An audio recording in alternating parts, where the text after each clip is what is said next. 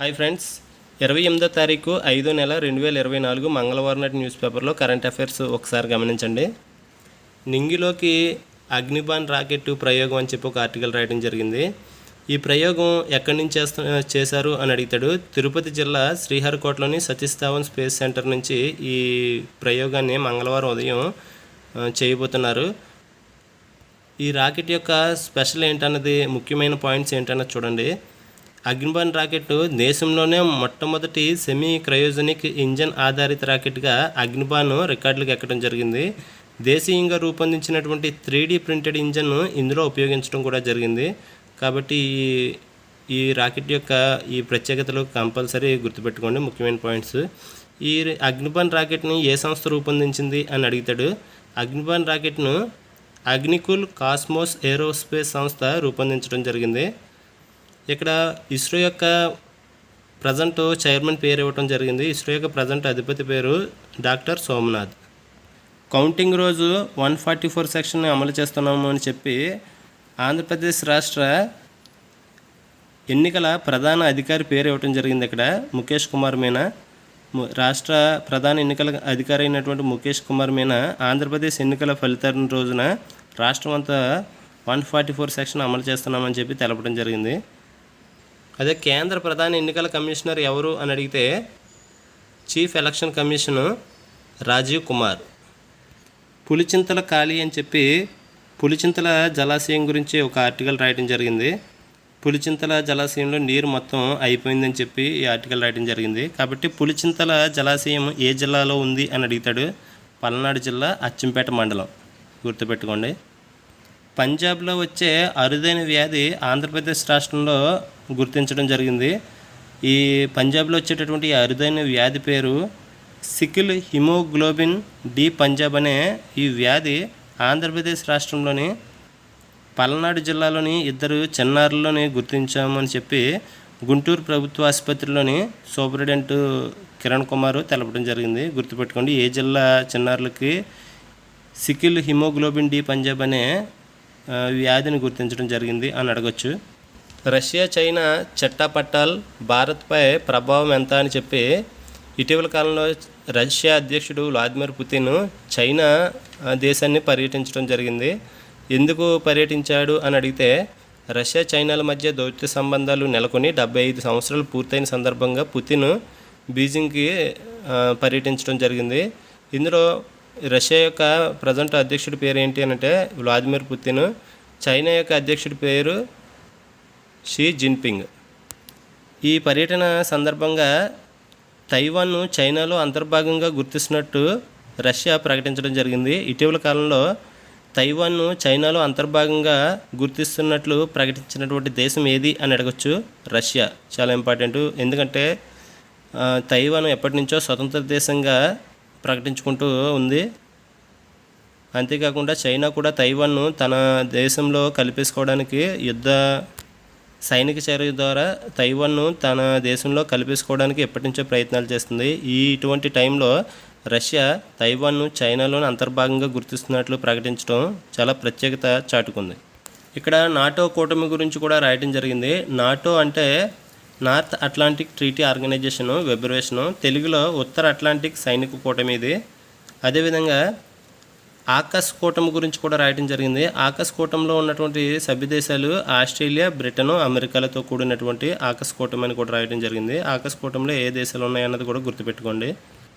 అదేవిధంగా ఫుకుషియా అనే అణు విద్యుత్ కేంద్రం గురించి కూడా ఈ మ్యాటర్లో రాయడం జరిగింది. ఫుకుషియా అణు కేంద్రం ఏ దేశానికి చెందింది అని అడుగుతాడు.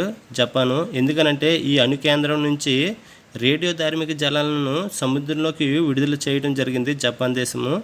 అలా విడుదల చేయడాన్ని చైనా, రష్యాలు వ్యతిరేకించడం కూడా జరిగింది. కాబట్టి ఈ అణు కేంద్రాన్ని గుర్తుపెట్టుకోండి, ఏ దేశానికి సంబంధించింది అని అడుగుతాడు. చాలా ఇంపార్టెంట్.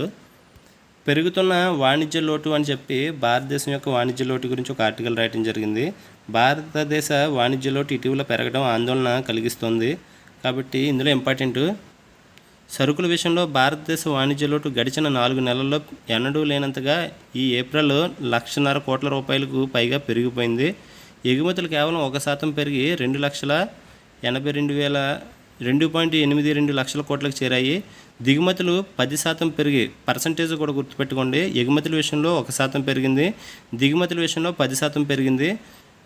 ఎగుమతుల విషయంలో 1% పెరిగితే 2.8 లక్షల కోట్లకు చేరాయి. దిగుమతుల విషయంలో 10% పెరిగి 4.48 లక్షల కోట్లకు తాకాయి. ఏప్రిల్లో 25,000 కోట్ల బంగారు దిగుమతులు జరగడమే వాణిజ్య లోటు పెరగడానికి ముఖ్యమైన కారణం, గుర్తుపెట్టుకోండి. సరుకులకు భిన్నంగా సేవల ఎగుమతులు పెరగడం స్వాగతించాల్సిన పరిణామం, గుర్తుపెట్టుకోండి. సేవల ఎగుమతులు కూడా పెరగడం జరిగింది. ఇందులో నిరుడు ఏప్రిల్లో 2.14 లక్షల కోట్ల విలువైన సేవల ఎగుమతులు జరిగింది. ఈ ఏప్రిల్లో 2.45 లక్షల కోట్లకు ఆ సేవల ఎగుమతులు పెరగడం జరిగింది.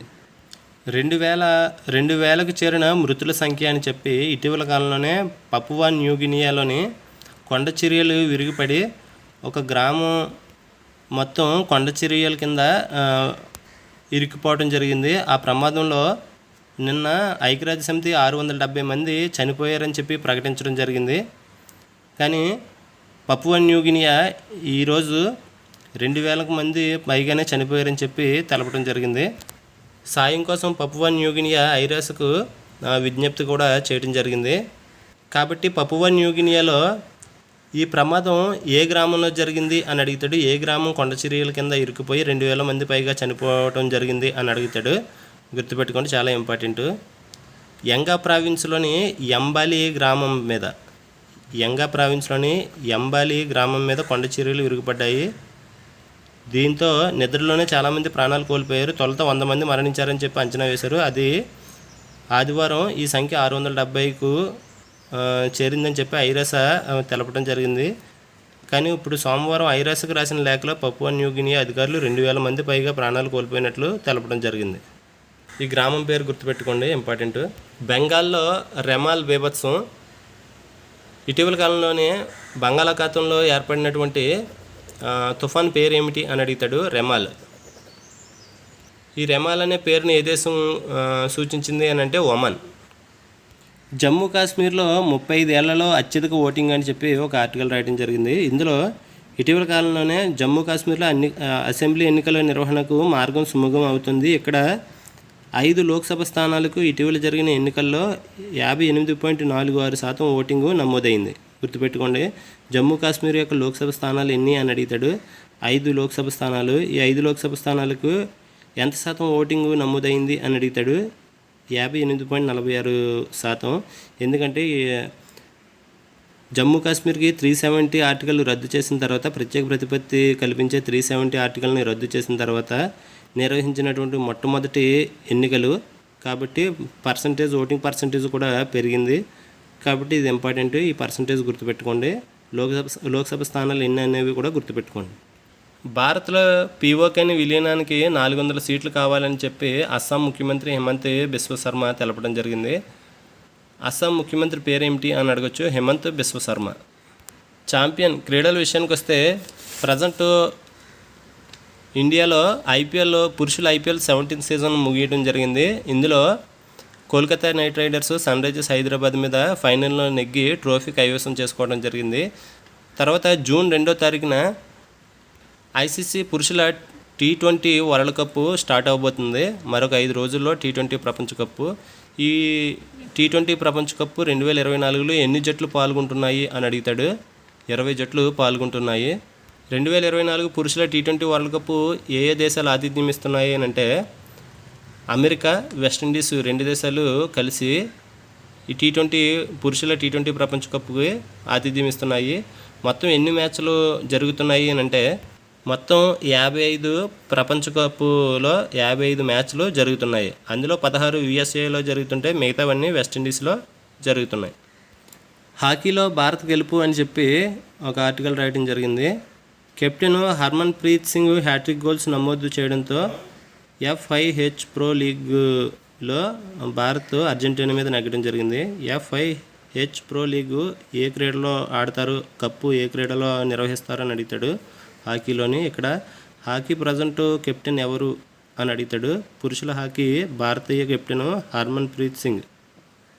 ప్రజెంట్ టెన్నిస్లో ఫ్రెంచ్ ఓపెన్ జరుగుతుంది. ఇందులో ఎర్రకోటలో ఆఖరి ఆట అని చెప్పి రఫెల్ నదాల్ గురించి రాయటం జరిగింది. ఎందుకంటే ఫ్రెంచ్ ఓపెన్ అత్యధిక సార్లు నెగ్గినటువంటి క్రీడాకారుడు ఎవరు అని అంటే రఫెల్ నదాల్, స్పెయిన్ క్రీడాకారుడు. మొత్తం ఎన్ని ఫ్రెంచ్ టైటిల్ నెగ్గాడనంటే 14 టైటిల్ నెగ్గడం జరిగింది. చివరిసారిగా 2024లో ఇతను తొలి రౌండ్లోనే ఓడిపోవడం జరిగింది. ఎవరి మీద ఓడిపోయాడు అని అంటే జొరెల్ మీద ఓడిపోవడం జరిగింది.